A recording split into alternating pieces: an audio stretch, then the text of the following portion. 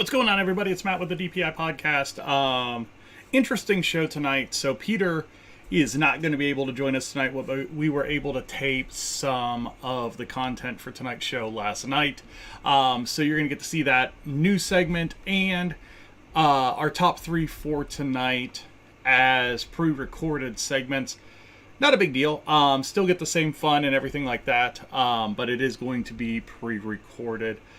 And then I'm going to do the client question at the end of the show live. So if you do have any ideas for the client question, definitely check those or put those in the chat or somewhere where I can see them. And I will pick one out and reply to it tonight, respond to it on air tonight. So thanks for joining us. This is the DPI podcast.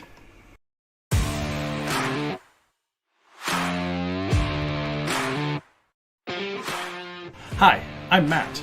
Welcome to Disney Planning Insights. Through creative content and live shows, we explain the hidden details of the Disney experience so that our clients can execute memorable adventures. Together with Princesses and the Mouse Disney Travel, we have helped hundreds of clients plan, book, and prepare for magical Disney vacations. Let our experience help you avoid common planning mistakes and maximize the enjoyment on your next Disney trip.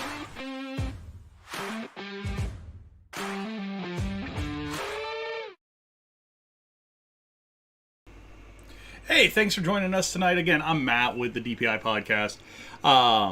Want to thank everybody that subscribes, likes, listens, all those fun things. We do have a good following. We have 242 subscribers now over on YouTube. If you are not a YouTube subscriber, please go over there, hit that subscribe button, drop an emoji in the chat, engagement. We like engagement. If you got a question about something we say on the show, if you have a question about planning a Disney trip, get in touch with us at one of the social media accounts at the bottom. If you're listening to us on the audio podcast, at DPI Podcast over on Facebook, at PATM Disney Travel on Facebook, at Disney Insights on Twitter. Easiest ways to get a hold of us. So like I said earlier, little bit different show tonight. A couple of pre-recorded segments. Peter did have a pre-planned responsibility with the high school this evening, so he is helping with the scoring for girls basketball or something like that. And we went ahead and we talked last night about this week's big topics. And by big topics, I mean Big Topic, the replacement of Bob Chapek as CEO of Walt Disney World, or of the Walt Disney Company. It is a huge deal as long as things actually change. If nothing changes, it's not a big deal and they just change the name up front. But if something does change, it is a big deal. So let's go ahead and jump into that segment. And I'm going to kind of sit here and monitor everything live. So if you do have a question or want me to respond to something that we do say on the pre-recorded segment, definitely put it down in the chat and I'll either respond in the chat, or once the interview is over, I will come back on and respond to it live on the air.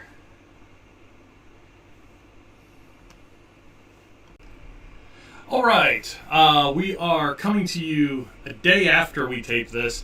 We're taping this on Monday night just to kind of get the news out that happened last night. So I've got Peter Salvadori with Princesses and the Mouse Disney Travel with me tonight. Peter, how you doing tonight? Doing well. We'll see how long it takes before my camera shuts off for absolutely zero reason. Seems to be a tradition like no other right now. So, so really three big news stories this week. So what I'm going to do is I'm going to go ahead and get our 15-minute timer going, and let's talk about the news.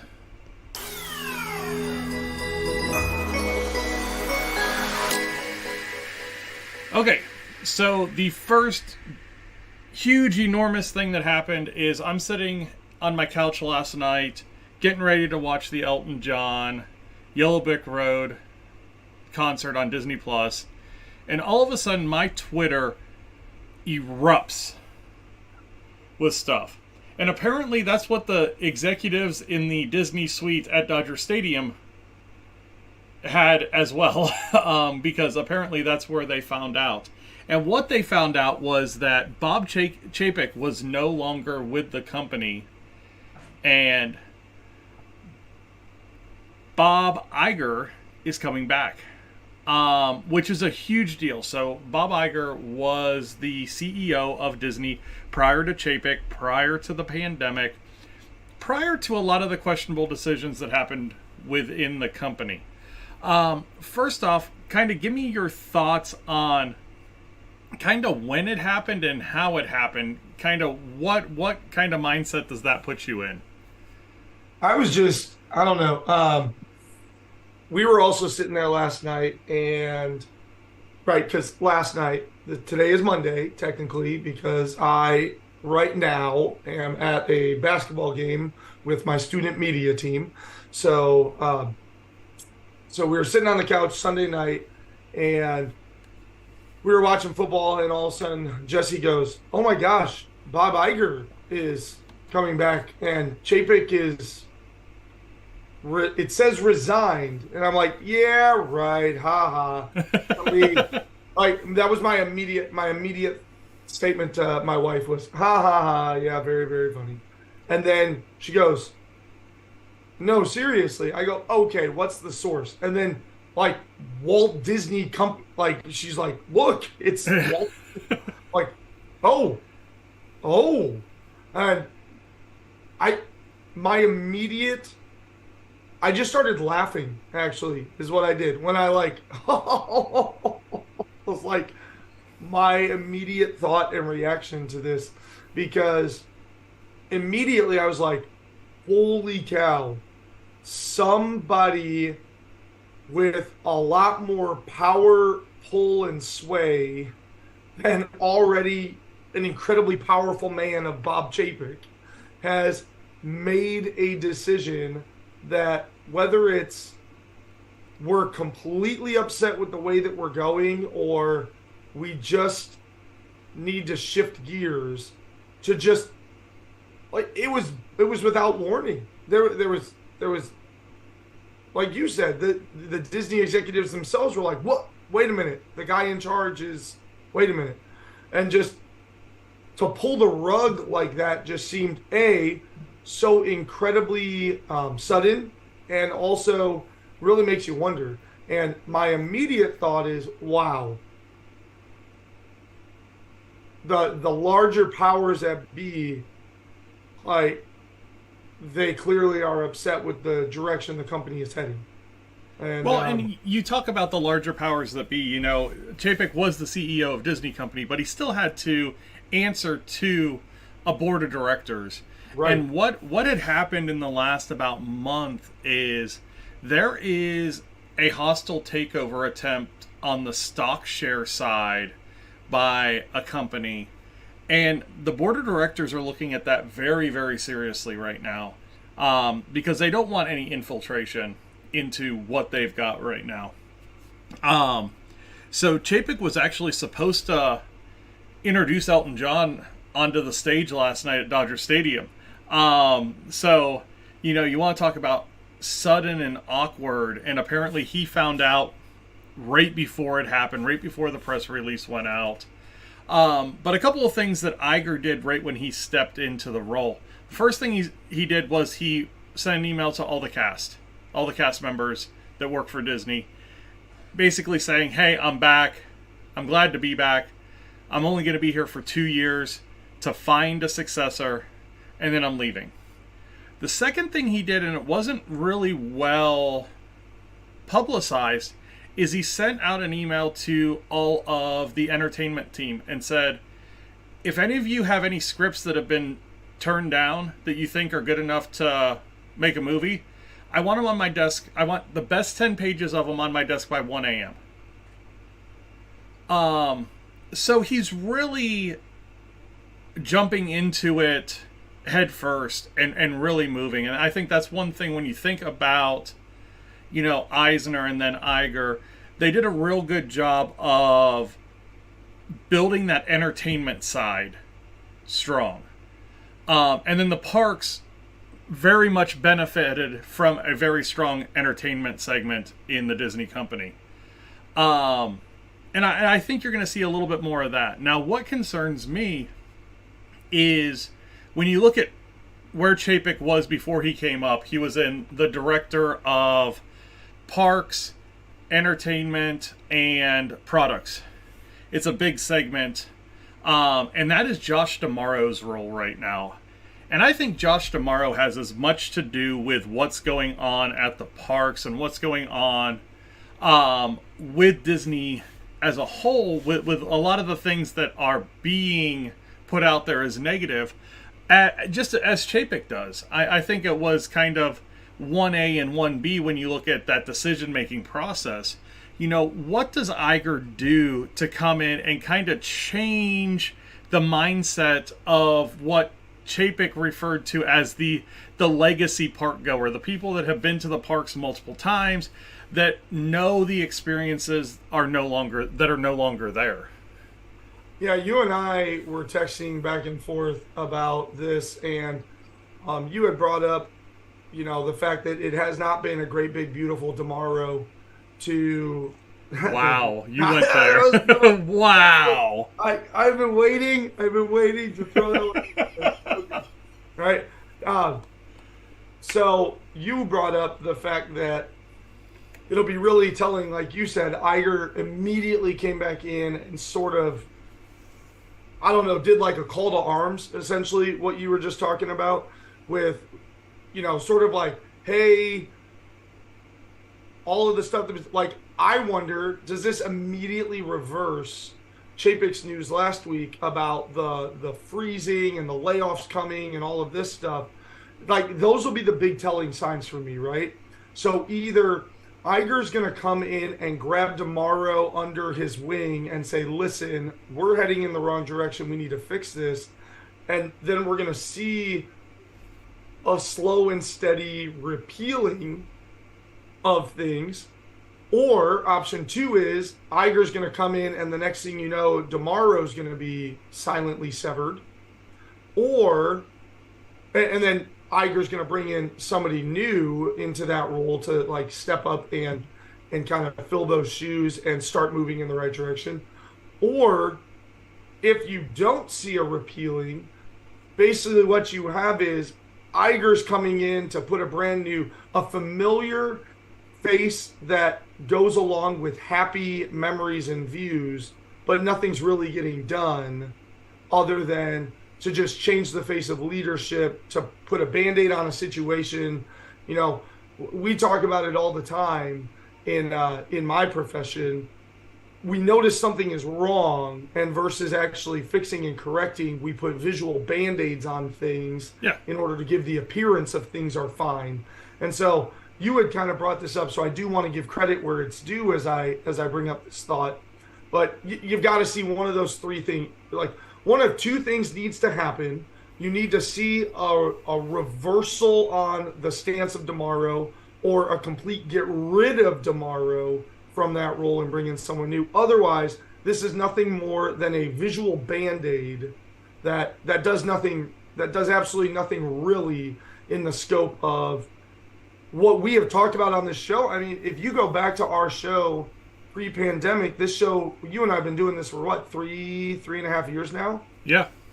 And I would decidedly say that the thoughts and feelings of our show have taken, now granted, we both still love Disney completely, and but I would absolutely say that there are more negative connotations over the last year and a half than there has been. You know, if you go back to 3 years ago and watch like our first shows, it is just us gushing about Disney. And now it's us going, what in the world are they thinking with these decisions, and trying to put rationale on them. And if we see a repealing of that, well, okay, so this is why Iger came back. And he's making those steps and strides to recreate the consumer experience, to recreate that magic and excitement. There it is. There's the camera. Yeah, what I put on Twitter was, if there isn't a major shakeup in the leadership team in the next 6 months, they're basically just putting lipstick on a pig at this point. Right, because clearly the current leadership team is not heading it in a right direction. And so either the board agrees, and so Iger's job is to come in and clean a little bit of house before finding a suitable replacement, and hopefully this time more due diligence is done, or they are perfectly fine with the direction that things going. They just knew that they need to shake things up for an optics. That's the thing. I think it's gonna be really telling, and stay with us over the next 6 months, because we'll dive into this as we find out what's going on, and kind of bring you the latest news on any changes in leadership, any changes in policy, that kind of stuff. If you had a magic wand or a magic phone where you can call Iger right now and change one thing, what would that be? I get what you were saying about the entertainment, but at the same token, like at D23 and beyond, they have released, let's call it what it is. Like, a major part of Disney Entertainment is the reworking of the live action remakes and the creation of Marvel content. And I think that's pretty strong. Maybe there's a little bit of watering down going on, but I don't think there's big moves that need to happen in the entertainment segment. I need to see some movement in a positive direction for the consumer in the parks, very, very, very rapidly. Biggest thing is we can dial down the micro transactions, and we can bring back things that make the experience. Like, here would be a move. If nix the layoffs and bring back the dining plan within 6 weeks from now, like, there you go. Yeah. Okay. You and I have talked a ton about how the lack of dining plan has greatly detrimented the consumer experience at the parks. Yeah, I think that's kind of like, in my mind, that's one of two things that I think really, if he came out and said, hey, dining plans are coming back, I think you get a ton of people that say, yes, I'm going back to Disney. I think the other thing that he could say is, we're going to put an accelerated time frame on all of our current construction projects to get them done as soon as possible. And I think that goes a long way as well. If one of those two things happens, I think you're going to see a major shift in the mindset of people towards Disney, especially the fans of Disney that are kind of in the peripheral right now, saying, I just want to stay away right now and kind of let things shake out before I decide what I want to do again. Well, it's like Epcot. I mean, it's been under construction for 4 years. I know, it's completely torched. Now, the plan is good and everything is good about it, but get the thing done, or don't undertake such a massive overhaul all at once. You could have easily ripped down small portions and done small portions versus rip it all down and slowly. I just think how long that Journey of Water in that center area has been out of commission. And two major things that we're not getting, possibly three major things. Yeah. Play Pavilion, the upgrade to Spaceship Earth, and Cherry Tree Lane aren't happening. Right. So, again, I think he's got a lot of room to work up from. And let's see what he does over the next, 6 weeks, and then subsequently the next 6 months to make the parks experience better. It's funny. It's almost like we're sitting here like he's president, and like we want to see what happens over the first 100 days of the presidency. I mean, in all reality, that's what we're looking at. Yeah. I mean, we'll see what you're going to do in the next 3 months to immediately shake this backwards, or otherwise, we're just pretending because, you and I just exhausted. It's just an optics thing if we don't see major moves in the next 100 days, really. Yeah. And then what I would love to see them do is I would love to see like almost a CEO election situation where you see somebody working hand in hand with Iger for the better part of the second year of this contract that he just signed, to where we know that this person understands the vision of the company, the early vision. Here was my biggest knock on Chapek. Never once did I think the decision he made is something Walt himself would have made. Yeah. I think you're right. You hit it right on the head right there. We just got to our 15 minutes. Peter, where can people find you? Over on Facebook, find me at Disney Travel Agents. You'll find Princesses the Mouse, and would love to talk to you about your vacations, especially if this news has got you kind of psyched to see what's coming. Get in touch with me, and we'll get you going over there. This took all of our 15 minutes, so we're going to get to the rest of the Disney news in next Tuesday's episode. So let's go ahead and get into tonight's top 3. Business trip. The people move around. It does tingle a little bit.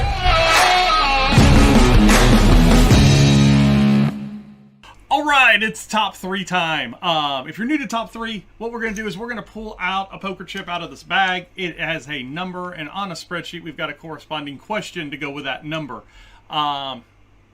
If you want to be part of top 3, you could submit your top 3 topic to the DPI podcast over on our website, patm disneytravel.wixsite.com/planning, and it's going to be up in the top right corner.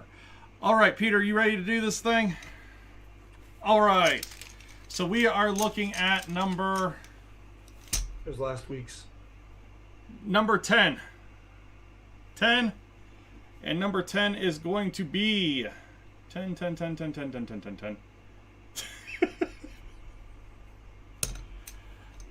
Things to do during Christmas time at Walt Disney World. All right, good. Like, if you would have said the one that I just added to the top 3 list, I was good. Matt, come on. You cannot hit things so on the head. This is a good one. This is a good topic because this is, the season we're heading into. We're going into Thanksgiving this week. Yeah, we need to start thinking, what the heck am I doing if I'm going down there during Christmas time? All right. You have 20 seconds starting now. Planning your first trip and getting overwhelmed by all the details? Planning your next trip and just want some new suggestions on things you haven't tried? Contact me at Princess and the Mouse Travel, and I'd love to work with you planning your next trip to the most magical place on earth. You can contact Princesses and the Mouse Disney Travel on Facebook at PATM Disney Travel. All right, number 3. You started last week, so I am going to start this week with number 3. And I am going to say to do the Christmas tree walk at Disney Springs. Really cool thing, kind of outside of the parks, free of charge. And you get the snow, but a lot of different organizations and companies put together these fantastic Christmas trees down one of the main thoroughfares in Disney Springs, and you have a chance to walk through and check them all out. And it's a really cool thing. If you've ever done a Christmas tree stroll in your hometown or done a Christmas tree auction, kind of the same principle.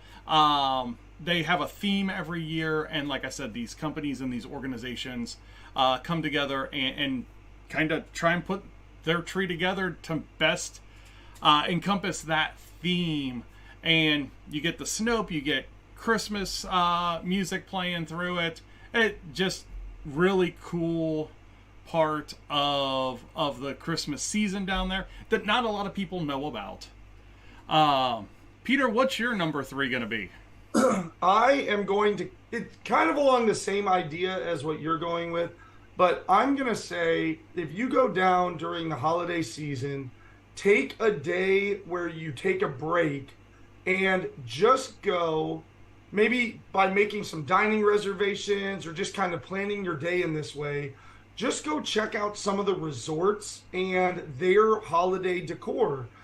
Like, for example, a really cool thing to do, even if you're not staying in that area, something very easy that you could do for the day is you could jump on the monorail and spend a bit of time in Polynesian, in Grand Floridian, in Contemporary, and even jump the boat over to Wilderness Lodge really easily.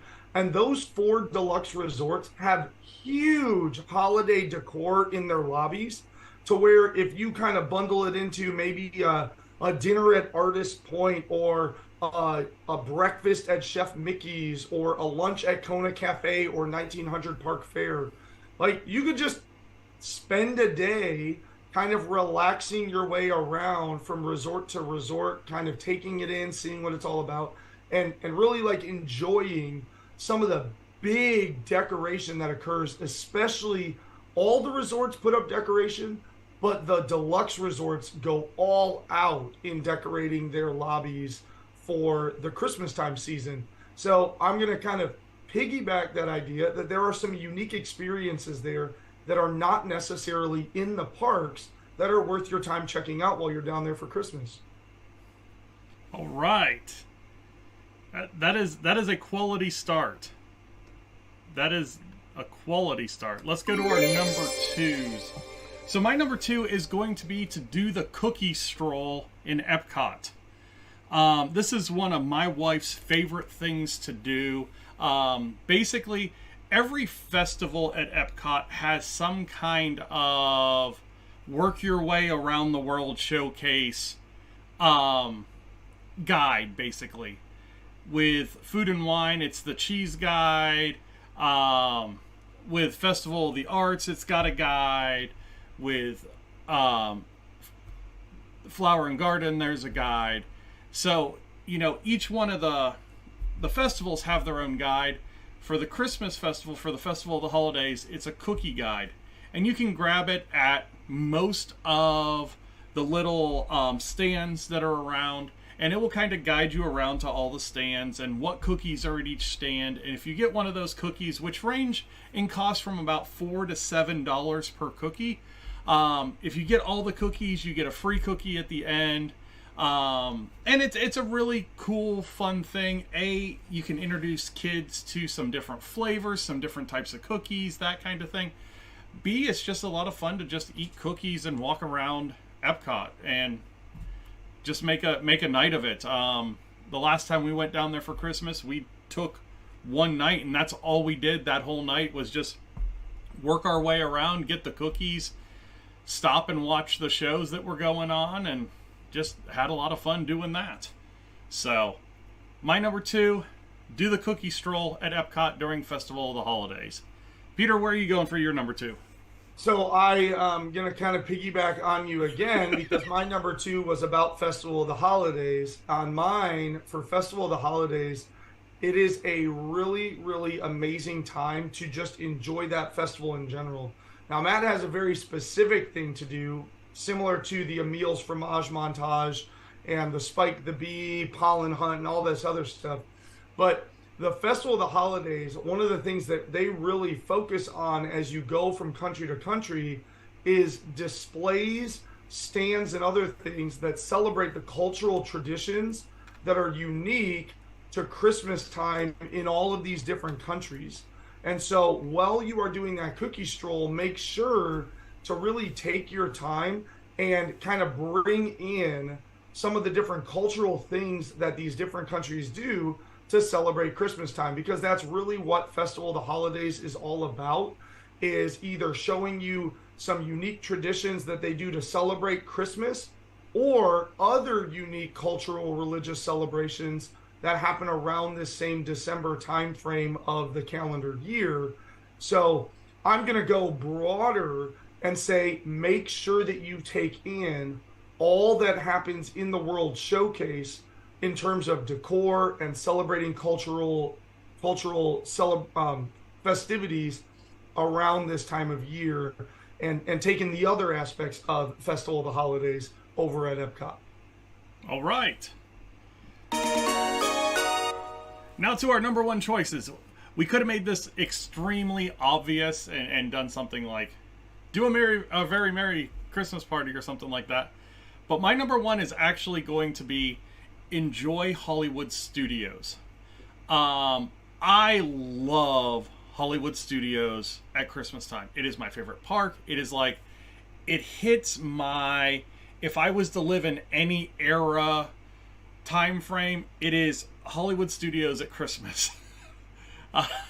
That late 40s, early 50s into the 60s, kind of that retro, just tinsel everywhere, big band music playing, Christmas songs, just the feeling there is awesome. And then on top of that, if you go Usually either the first or the second week in November, you can get yourself involved in some of the tapings that go on there for the holiday specials that are shown on Thanksgiving Day and on Christmas Day. And it's a really, really, really cool park to be at during Christmas. And not to say that the other ones aren't, but man, there's just something about going and stopping at the trolley car cafe, getting a beverage, hanging out, listening to Christmas music, seeing all that tinsel, and just, knowing that you're at Disney for another day in the holidays. So, for my number one, it is enjoying Hollywood Studios. Peter, what's your number one? Okay, so as you just kind of mentioned, we could really easily say, hey, go do a very Merry Christmas party or things like that. But, we're not going to go there because you and I have already talked about the Christmas party and what to do at it on previous episodes, including your incredibly fortuitous random draw the week that we talked about the Christmas party. But for me, here is my number one. If you are down there on Christmas Day, make Santa visit your room. Like, there are totally ways to get this done, because you as a parent might be thinking, no, this is impossible. No, there are totally ways to get it done. Whether you sneak some wrapping paper into your suitcase, or you have guest services wrap gifts for you, or you grab wrapping paper while at the park, there is wrapping paper available, and it's relatively easy enough with a little bit of logistical planning to leave a parent behind or grab some stuff and have it sent to the room or held at guest services for you to then, just kind of excuse yourself from the room, head over to the main lobby, wrap up the gifts, have them stored at luggage services, let them stay there, sneak them into the room, hide them behind a curtain or whatever have you, or leave them up at Bell Services, and then after the kids go to bed, go up on the night before and say, hey, I have those things that you're holding for me. Thank you so much. Sneak back into the room, set them out for you. Like, we have done this with our kids. We've been down there at Easter, and having the Easter Bunny visit while you're at Disney is just a trip. And so, same thing on Christmas Day. If you're going to be there Christmas Day, have Santa visit your room, and then to top that all off, have a reservation for Magic Kingdom, go do the special Magic Kingdom things, like see the special fireworks, like go on Jingle Mountain, all the things that are from the party that they do exclusively on Christmas Day for those who are coming to that park that day. Have Santa visit your room, then go enjoy Magic Kingdom on Christmas Day. If you are down there on Christmas Day and celebrate Christmas, that is my number one thing that we need to be able to do if we're down there on Christmas. Yeah, we were down there a couple of years ago, and we were able to do that. We took down a little mini tabletop tree and got some stockings to hang on our hotel room door, and Santa found us. So it's a great thing to do with kids. Definitely want to continue just that tradition. It's not only something that happens at home, it happens other places too, and he's going to find you if you do the right things. So, Peter, where can people find you? Well, as always, you can find me on Facebook's the easiest way. Type in Disney Travel Agent or Princesses and the Mouse, and I'll be up there relatively quickly on that search results. And I'd love to talk to you about making this happen. It's never too early if kind of hearing about this Christmas magic makes you go, oh, wow, that would be amazing. It is not too early to start talking to me about what December of 2023 looks like. In fact, I would even say, with regards to our previous show, if you watched that one from last week, this is exactly what Matt and I were talking about. As close as you can get to a year out, the better. Yeah, it is. It is. And if you want to get those harder to get hotel reservations and that kind of thing, you want to be right on the ball when they release those rooms. Well, Peter, thank you for joining us, bud. Have a good week, and we will talk to you next week. Yep. Happy Thanksgiving, everybody. Eat a lot of turkey and watch a lot of football and spend a lot of money. Bye now.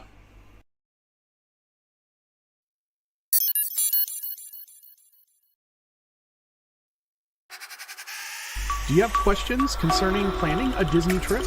Ask them live on the show or submit them on our website at patmdisneytravel.wixsite.com/planning. Hey, we're back live. So yeah, a couple of pre-recorded segments there just so we could get Peter on the show this week. Definitely to talk about the replacement at CEO. No more Bob Chapek, Bob Iger back in there.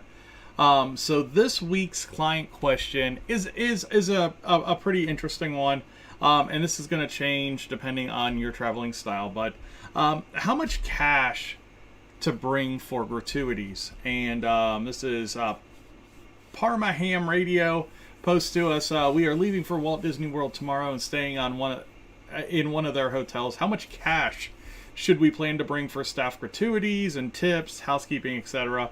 And which denominations? Denominations really don't matter. Pretty simple rules, I think, when it comes to me when I travel.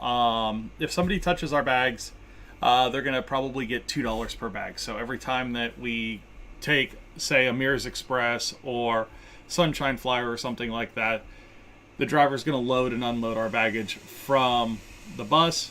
We're going to tip him $2 per bag. So if each one of us have a bag that goes under, we're going to give him $8 at the end of each trip. So $16 for your transfers. Same thing with Bell Services.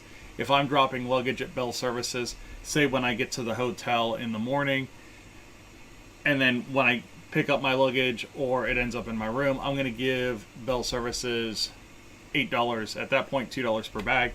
And again, I'm going to do the same thing at the end of the trip if Bell Services is going to hold our bags while we go to the parks. Before we get on the bus back to the airport, I'm going to do the same thing. Again, $2 per bag. Housekeeping really depends. I've done as much as $10 per night to the housekeepers. And one thing you want to remember is that put it in a little envelope or something so that the housekeeping team knows that it is a tip. If it's just money laying on a table, A, don't leave money laying on a table in a hotel, and B, the housekeepers aren't supposed to pick up any money that's just laying there unless it's actually marked for a tip. Big boy Danny is cool. How you doing? So yeah, so make sure you put it in an envelope or put a note with it or something like that. Some people like to do it nightly. Some people like to do it all at the end of their trip. Just remember that sometimes you'll have different housekeepers throughout your stay depending on how long you're staying. And then once you get into the parks, tipping at restaurants, customary 20% up and down based off of service. So, we plan on spending $100 to $200 a meal or a day on food. So you're looking at $20 to $40 per day for tips on your sit-down restaurants, that kind of stuff. Additionally, if you're going to take any of the ride services, now I don't tip the bus drivers for Disney, but if I do take rideshare services like Lyft or the minivans or Uber or something like that, you're definitely going to want to tip within the app. Now, minivans, you order through the Lyft service, so it works the same way as just a normal Lyft. And same thing with Uber, it all goes through the service, so you don't necessarily have to have cash for those tips. But what's nice for somebody that does have an app like that is if they don't have to claim those tips, it's something that they can honestly get away with. So something to keep in mind and help out your rideshare service drivers. But past that, I really don't tip for much anything else. Now, if I do take a tour or if I do a VIP tour or something like that, there is gratuities expected on those sometimes. So just make sure that you're looking at the fine print in those descriptions to see if gratuities are recommended or allowed or expected on that kind of thing. But on a normal trip, on a 4-night 5-day trip, which is basically kind of our normal trip, we're probably looking about $250 worth of gratuity money, tip money throughout the whole trip. So just something to keep in mind, you know, roughly $40 to $50 every day. So hopefully that helps you out. Hopefully you get to hear this and take our advice. If you are planning on going down to Disney, you heard Peter say it a couple times in the pre-recorded segments, get in touch with us over on Facebook. It's the easiest way, at PATM Disney Travel. If you can't get a hold of us there, if nobody responds, we will. One of us will. You can go over to the DPI podcast pages, either on Facebook at DPI Podcast or on Twitter at Disney Insights. I want to thank everybody for joining us tonight. Make sure you hit those subscribe buttons, like tonight's show, and share it to somebody. You know, drop an emoji in comments, do something. Give us some engagement. We really appreciate everything that you guys do for us. Have a wonderful Thanksgiving week here down in the States. And if you do have any questions, reach out to us. You guys all have a wonderful week, and we will see you next week. Bye now.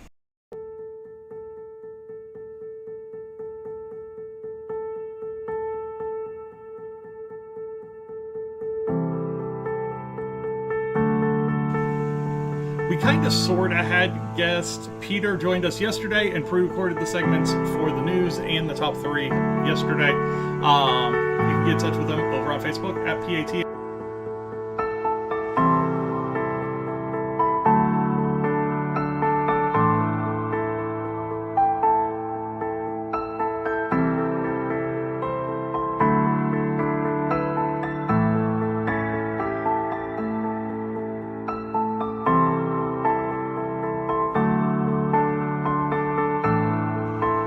Looking for us on the internet, you can find us in a lot of places. The easiest is going to be over on Facebook at DPI Podcast. If you want to get in on the discussions with the news of the week, you can catch us over on Twitter at Disney Insights. We're also on Instagram at Princesses and the Mouse, and as always, the YouTube channel.